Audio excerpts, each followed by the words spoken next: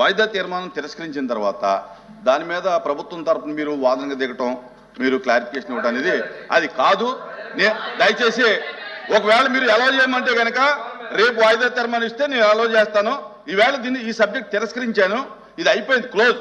రేపు ఒకవేళ మీ ప్రభుత్వం సిద్ధంగా వినండి ప్రభుత్వం సిద్ధంగా ఉంటే కనుక రేపు వాయిదా తీర్మానం ఇస్తే నేను మీరు అలౌ చేయమంటే అలౌ చేస్తాను. అజెండా మొత్తం వద్దా సార్? బిఎస్సీలో డిస్కషన్ వద్దా సార్? ఏదండి బిఎస్సీలో కావాలి. ఎట్లా సార్? మన బిఎస్సీలో ఒకటి మాట్లాడతారు, ఇక్కడికి వచ్చి రోజు సభని డిస్టర్బ్ చేయడమే లక్ష్యంగా పెట్టుకుని రోజు అసలు సంబంధం లేనటువంటి అంశాలు.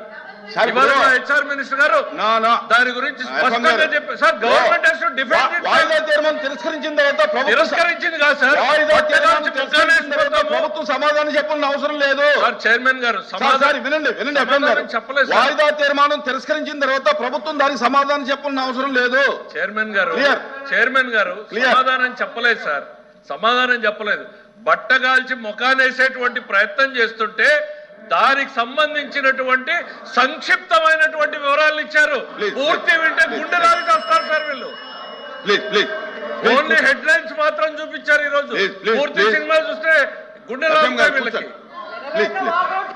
Papers including the list of business are deemed to have been laid on the table of the house. No, chairman sir, చిన్న రిక్వెస్ట్.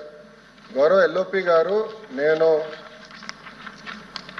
చైర్మన్ గారు అన్పార్లమెంటరీ లాంగ్వేజ్ వాడానని చెప్తాం జరిగింది. ఆ వివరాలు ఏముందో చెప్పండి సార్.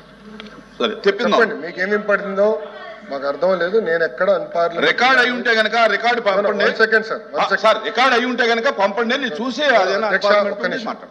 అందరు విన్నారు. 1 సెకండ్ అధ్యక్ష, ఇది చాలా ఇంపార్టెంట్ ఇష్యూ.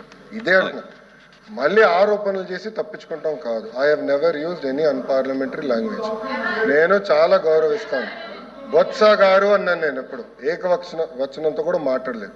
ఎల్ఓపి గారిని గౌరవిస్తాను, ఆయన ఏజ్ని నేను గౌరవిస్తాను, ఆయన సీనియారిటీని కూడా గౌరవిస్తాను. నేను బహుశా హౌస్లో ఫరూక్ గారు, బొత్స గారు సీనియర్ మెంబర్స్ అని చెప్పాను. అంటే వాళ్ళు సీనియారిటీని అడగండి. ఫరూక్ గారు నేను ఎంత గౌరవిస్తానో మా సభ్యులందరికీ తెలుసు అధ్యక్ష. దయచేసి తప్పు అభ్యంతరం ఉంటే చూద్దాం, దాంట్లో ఏదైనా అభ్యంతరం ఉంటే చూద్దాం.